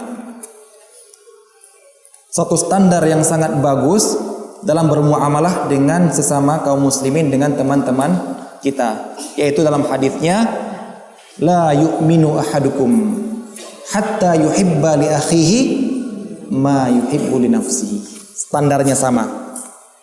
Apa? Bahwasanya apa yang kita suka bagi diri kita, maka ingatlah bahwasanya teman kita juga suka apabila kita perlakukan dia seperti kita suka. Kita suka teman kita mengunjungi kita ketika kita sakit, maka siap-siap Anda harus suka untuk mengunjungi teman Anda ketika dia sakit. Anda suka apabila teman Anda memberikan bantuan Anda tanpa harus hutang ketika Anda butuh, maka juga Anda harus juga siap-siap suka apabila teman Anda yang butuh, Anda memberikan kepada dia uang. Inilah standar yang diberikan oleh Rasulullah sallallahu alaihi wasallam dalam berteman. Terkadang yang kita praktekkan adalah standar ganda dari teman.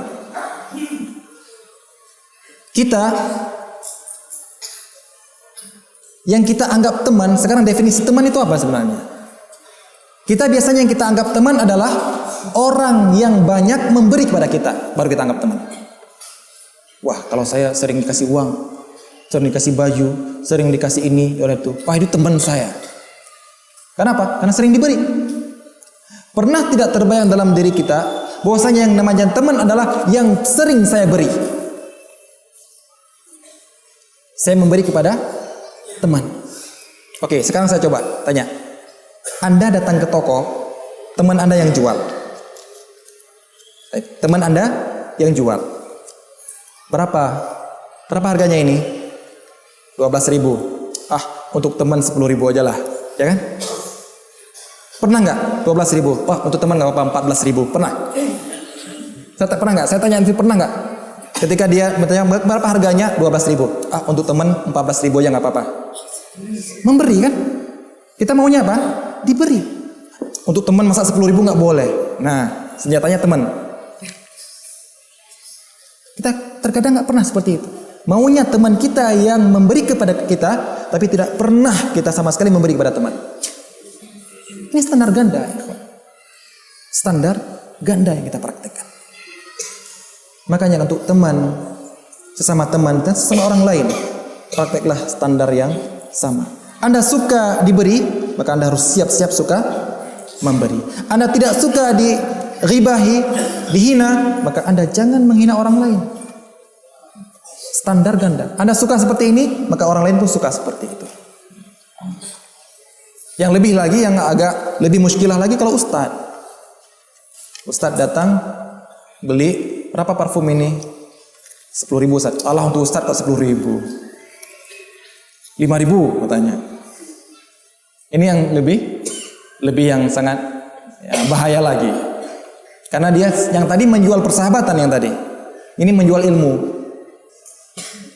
Usahanya sebenarnya harganya 10.000, tapi gara-gara dia ustadz dikasih 5.000, berarti ilmu dia harganya 5.000. Dikurangi. Ilmunya harganya 5.000. Ini bahaya. Mari kita lihat bagaimana Rasulullah sallallahu alaihi wasallam ketika mau hijrah.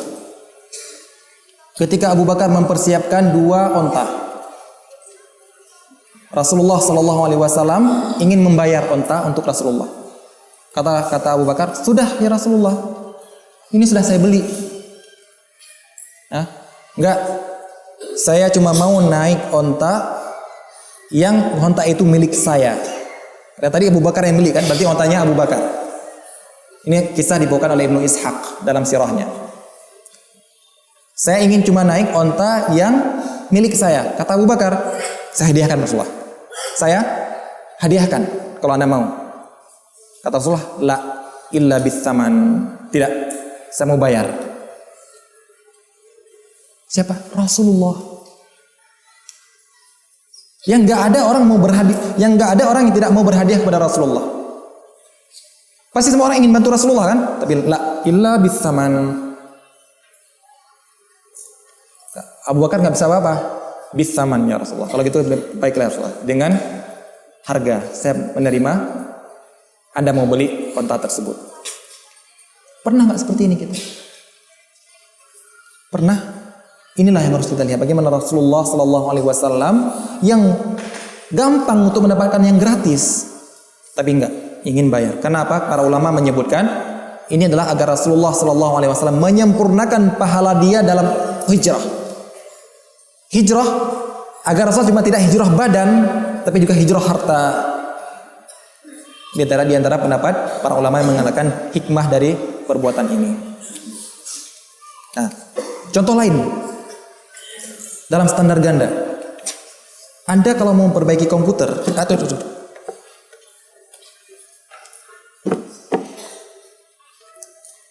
Anda kalau ada komputer rusak, HP rusak, kalau datang ke counter, ke tempat perbaikan komputer, perbaiki komputer, berapa harganya Pak? 200.000. Mengeluarkan uang itu ringan kan? Ya, emang wajar 200.000 dari perbaiki, dia juga profesinya ini, ringan kan? Tapi coba kalau teman Anda yang perbaiki, ada komputer rusak, datang ke teman, oh ada teman pinter, perbaiki komputer, perbaiki ya. Ya, pernah nggak setelah selesai? Ya akhi, ini sedikit dari Anda. Pernah? Biasanya kita, untuk teman nggak apa-apa ya. Nah, untuk teman gratis saja ya. Standar ganda ya. Kita terkadang lebih menghormati profesi dan tidak menghargai persahabatan. Sahabat kita yang sudah rela mengeluangkan waktunya malam, tidak tidur mungkin gara-gara ngotak-atik komputer kita. Padahal itu bukan kerja dia. Kalau untuk kerja dia banyak kerja yang lain. Tapi meluangkan waktu dia untuk membantu Anda. Tidak adakah sedikit yang Anda berikan? Tidak adakah sedikit yang Anda hadiahkan kepada dia walaupun itu bukan ongkos, tapi rasa terima kasih? Ada. Rasulullah SAW mengatakan, "Idza ahsana ilaikum fakafi'uh, fa illam tukafi'uh fad'u lahu hatta tara annakum qad kafa'tumuh." Kalau ada orang berbuat kebaikan kepada kamu, balas. Nih, perintah pertama itu balas, bukan jazakallah khairan. Pertama apa? Balas dulu. Jadi kalau dikasih hadiah, ada hadiah yang lain kita serahkan. Kalau kita enggak, langsung ngambil hadis yang kedua. Ud'u lahu. Ucapkan doa saja. Jazakallah khairan. Memang boleh. Memang boleh, tapi ada yang lebih bagus, yaitu fakafi'uhu, kata Rasulullah sallallahu alaihi wasallam. Alhamdulillah wassalatu wassalamu ala Rasulillah wa ala alihi wa sahbihi wa man walah, amma ba'd. Ya, sampai ke contoh yang kita bicarakan tadi, yaitu di dalam bermuamalah dengan kawan. Ya, jadi kawan itu adalah sebenarnya yang harus kita praktekkan adalah kawan itu adalah orang yang bisa kita beri, kita baiki dia. Jangan cuma kita mengharap dari teman kita yang memberi kepada kita. Kalau memang kita mengharap dari teman terus untuk memberikan kepada kita dan kita tidak pernah memberikan kepada dia, maka ini adalah standar ganda yang telah kita praktekkan kepada teman kita. Baik, contoh yang lain ya, yang berikutnya setelah pertemanan adalah hubungan antara pengusaha ataupun bos dan karyawan. Bos terkadang mengharap karyawan harus bekerja dengan baik, harus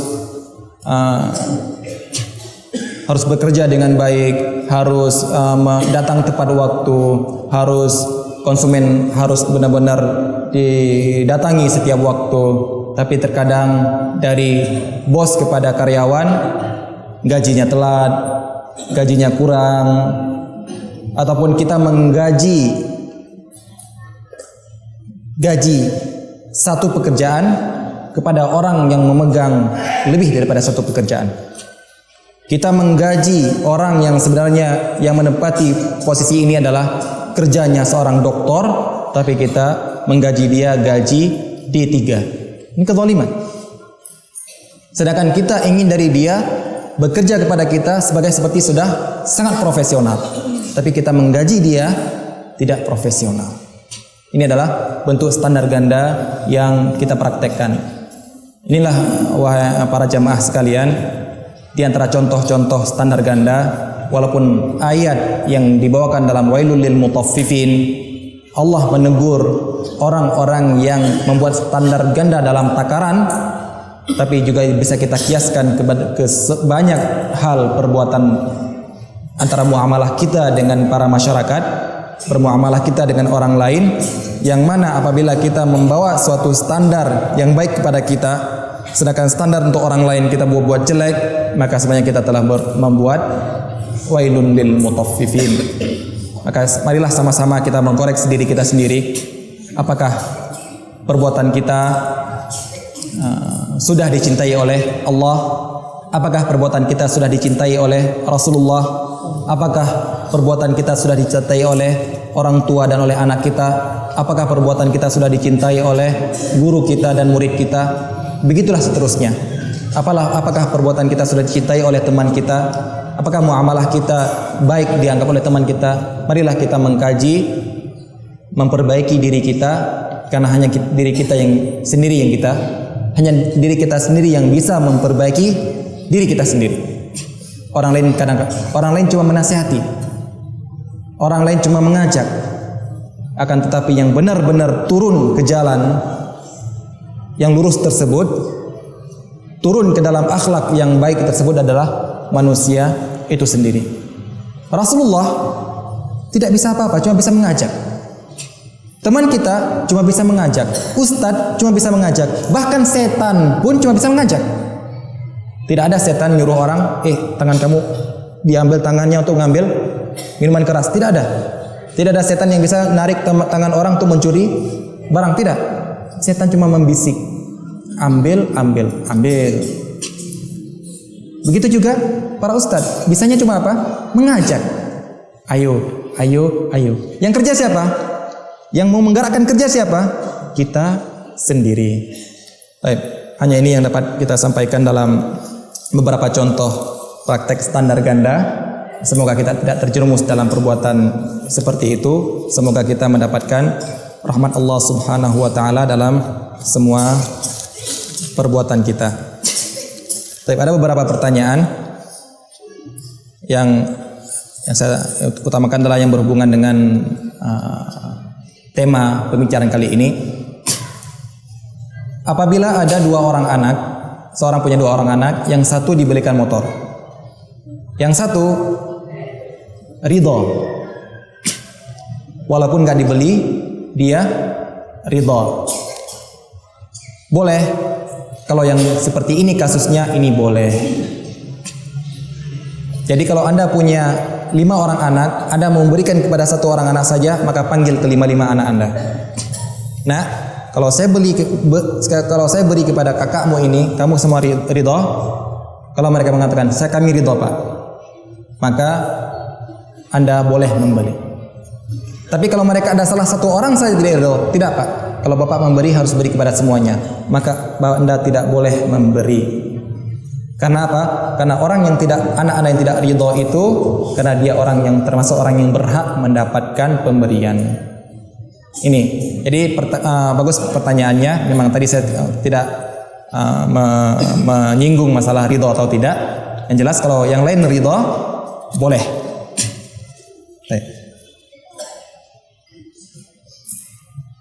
Kalau orang tua kita tidak memberikan uang belanja sepeser pun dan sering menyiksa kita, apakah kita tetap wajib berbakti untuk orang tua atau tidak?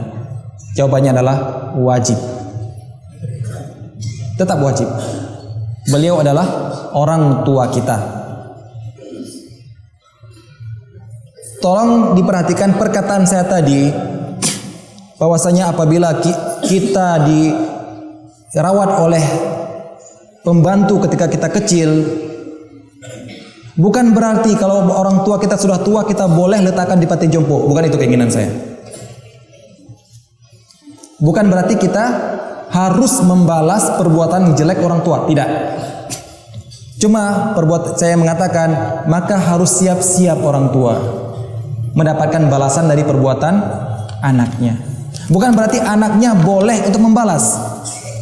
Inilah seperti hadis Rasulullah sallallahu alaihi wasallam.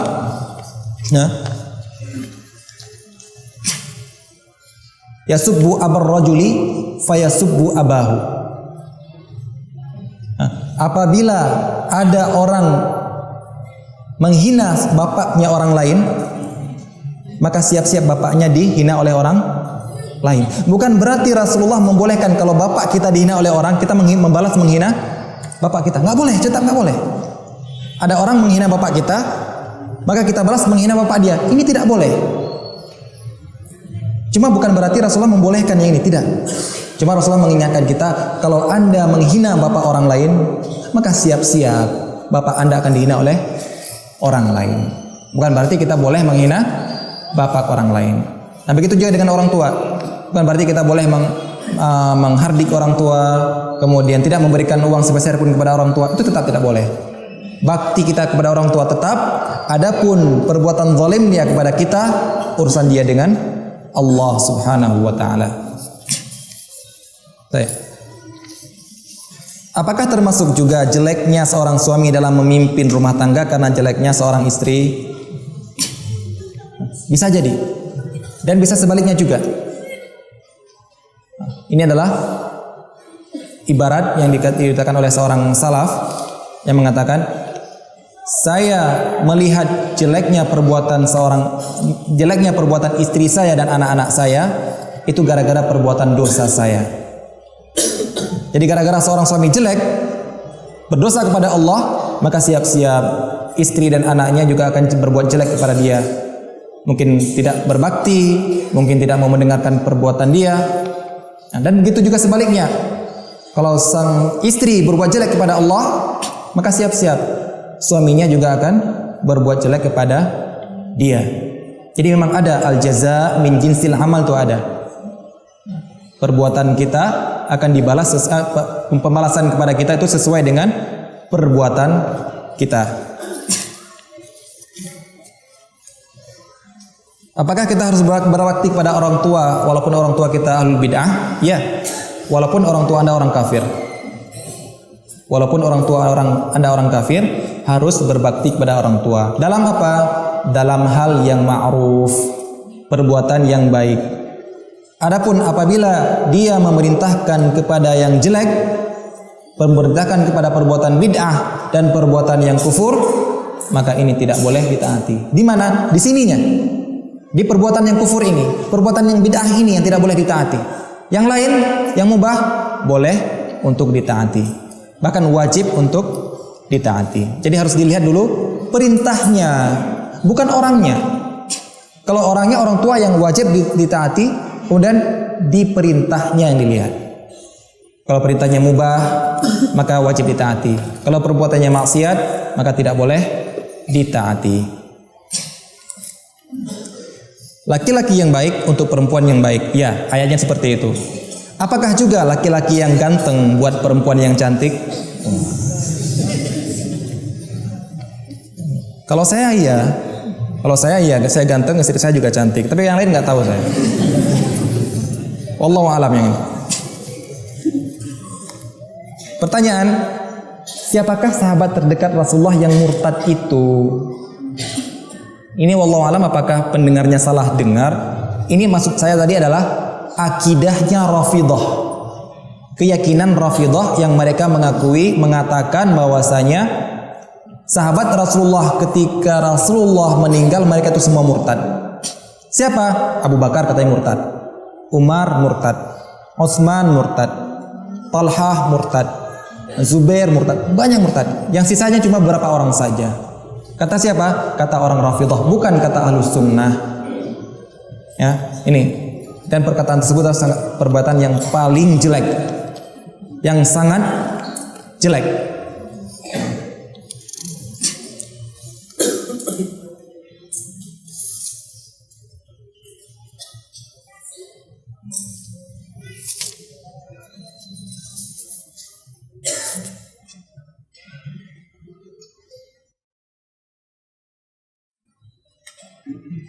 Ustadz, apakah yang harus dilakukan istri jika mendapatkan suami senang Facebookan?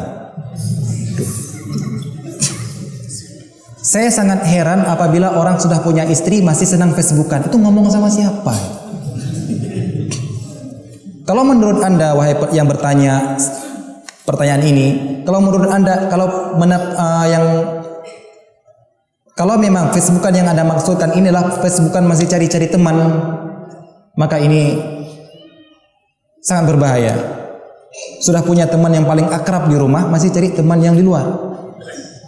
Tapi kalau Facebookan yang Anda maksud adalah dia Facebook dalam memasarkan produk dia, Facebook ikut forum agrobisnis, forum percetakan, forum yang semua bermanfaat untuk keluarga, untuk penghasilan keluarga, itu tidak mengapa. Tapi kalau Anda masukkan ke Facebook cerita jadi teman cewek yang lain, teman-teman di tempat lain, maka ya taat kepada suami harus tetap taat dalam perintahnya. Nasihatilah dia, ngajak dia ke pengajian.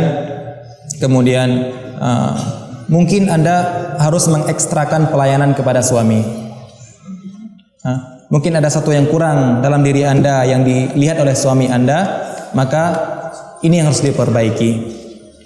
Ya, jangan langsung kita menyalahkan suami, mungkin kesalahan ada dalam diri kita.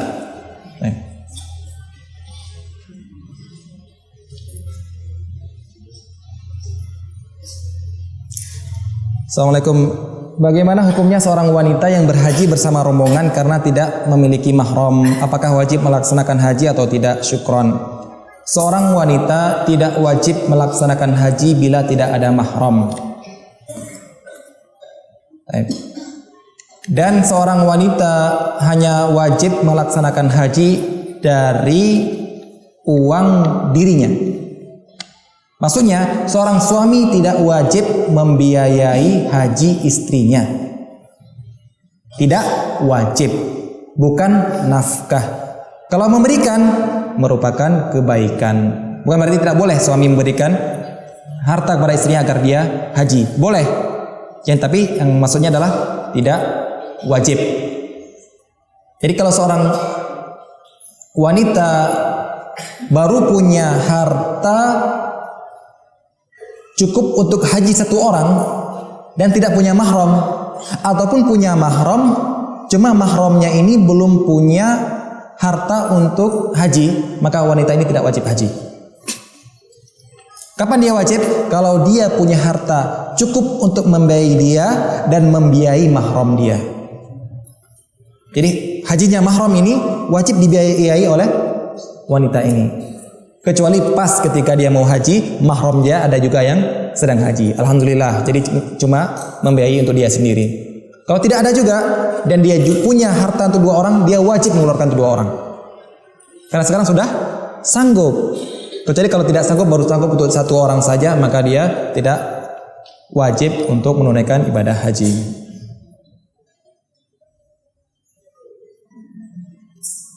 Bagaimana cara menepis perasaan tidak enak dalam bermuamalah sehari-hari terhadap orang yang orang biasa lain harganya? Bagaimana cara menepis perasaan tidak enak dalam bermuamalah sehari-hari terhadap orang yang biasa lain harganya dan terhadap orang yang kelihatannya kaya dijual lebih mahal? Tidak mengapa.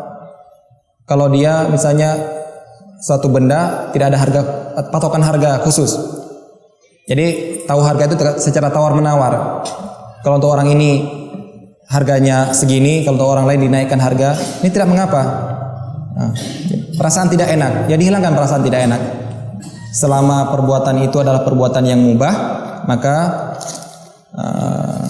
kita harus menghargai perbuatan teman kita.